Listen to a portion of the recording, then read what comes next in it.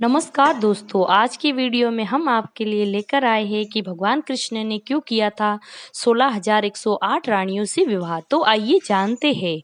तो मित्रों, वैसे तो हम सब जानते हैं कि बंसीधर सिर्फ राधा रानी से ही प्यार करते थे, परंतु उसका विवाह रुक्मणी से हुआ था और राधा रानी उनकी प्रेमिका के रूप में संसार में जानी जाने लगी।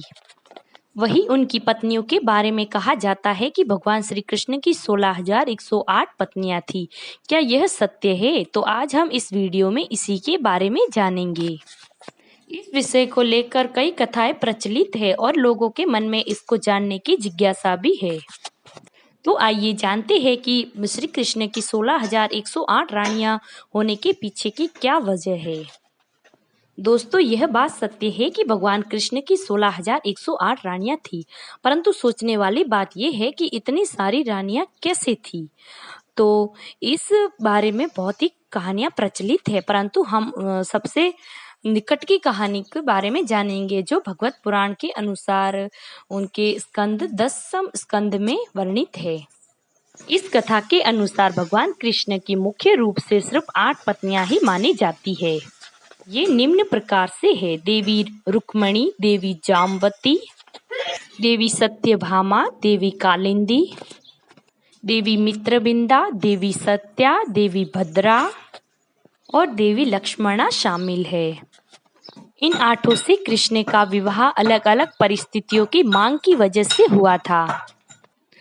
इन 8 पत्नियों को भगवान श्री कृष्ण ने अपने हृदय से स्वीकार किया था और इन 8 के साथ द्वारिकाधीश सुखपूर्वक द्वारिका नगरी में रहते थे। एक बार स्वर्गलोक के राजा इंद्र ने भगवान श्री कृष्ण से प्रार्थना की। उन्होंने बताया कि पुराने दैत्य राजा में से भौमासुर के अत्याचार से देवतागण त्राही त्राही कर रहे हैं। भौमासुर ने वरुण नक्षत्र, माता अतिथि के कुंडल और देवताओं के रहने का मणि पर्वत भी उनसे छीन लिया था। राजा इंद्र ने श्री कृष्ण को बताया कि भौमासुर ने पृथ्वी लोक की सबसे सुंदर कई राजाओं की सुंदर लड़कियों को बंदी बनाया है। इसके साथ ही इंद्र ने उन सभी को बचाने की विनती भी की। मित्रों, आपको हम बता दें कि भौमासुर पशुओं से भी ज्यादा क्रूर और बुरी प्रवृत्ति का था। उनकी इन्हीं सब हरकतों के कारण उन्हें नरकासुर भी कहा जाता था। भौमासुर को श्राप था कि उसकी मृत्यु किसी स्त्री के द्वारा ही होगी। फिर भगवान कृष्ण ने अपनी पत्नी सत्यभामा को लेकर प्रयाग पुराण की ओर चल दिए। प्राग ज्योतिषपुर पहुंचकर भगवान श्री कृष्ण और उनकी पत्नी सत्यभामा ने सबसे बड़े दैत्य मुर्गे को और उसके सब 6 पुत्रों को मार गिराया। अपने पुत्रों की मृत्यु की खबर सुनकर भामाशाह क्रोध से लाल पीला हो गया था। इसके बाद वो अपनी सेना लेकर युद्ध के लिए मैदान में आ गए थे। देवी सत्यभामा श्री कृष्ण के साथ सारथी बनकर गई और वहां पर उन दोनों ने मिलकर और सत्यभामा के हाथों से ही भौमासुर का अंत हुआ। भौमासुर की मृत्यु के बाद श्री कृष्ण ने उनके भौमासुर के बेटे भगदत्त को प्राग पुराणियम का उसको राजा बना दिया। उसके बाद जो भामाशाह ने अपने कारागृह में पृथ्वी लोक की 16,100 रानियों को कैद कर रखा था।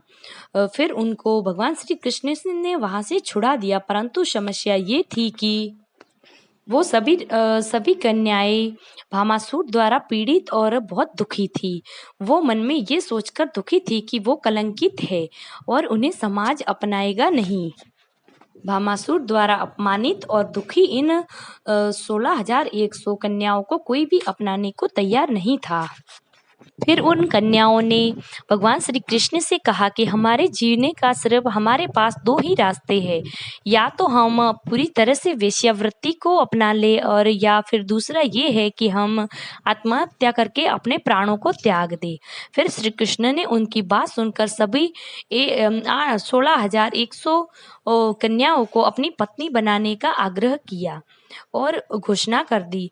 फिर श्री कृष्ण ने 16,100 कन्याओं से विवाह कर लिया और उनको अपने साथ द्वारिका नगरी लेकर चले गए। फिर वहां जाकर सभी आराम से रहने लगी और स्वतंत्रता भरी जिंदगी जीने लगी।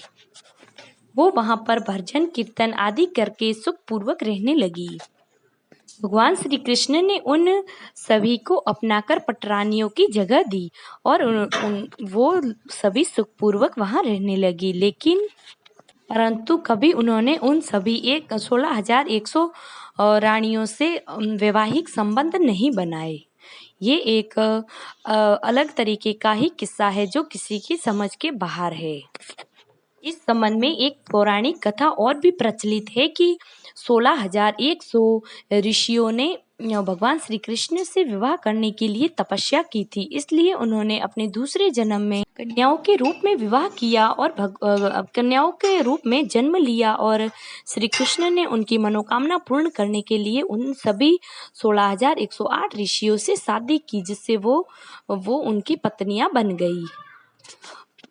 आपको बता दें कि श्री कृष्ण ने कार्तिक मास की 10वीं तिथि को नरकासुर यानी कि भस्मासुर का वध किया। इसीलिए दीपावली के दूसरे दिन नरक चौदस के नाम से जाना जाता है। तो दोस्तों, ये थी श्री कृष्ण की 16,108 रानियों से विवाह करने की कहानी। तो आपको कैसी लगी? कमेंट बॉक्स में भगवान श्री कृष्ण की जय अवश्य लिख दीजिएगा और चैनल पर पहली बार विजिट कर रहे हो तो चैनल को लाइक शेयर सब्सक्राइब कर दीजिएगा। धन्यवाद। कल फिर मिलेंगे एक नई वीडियो में।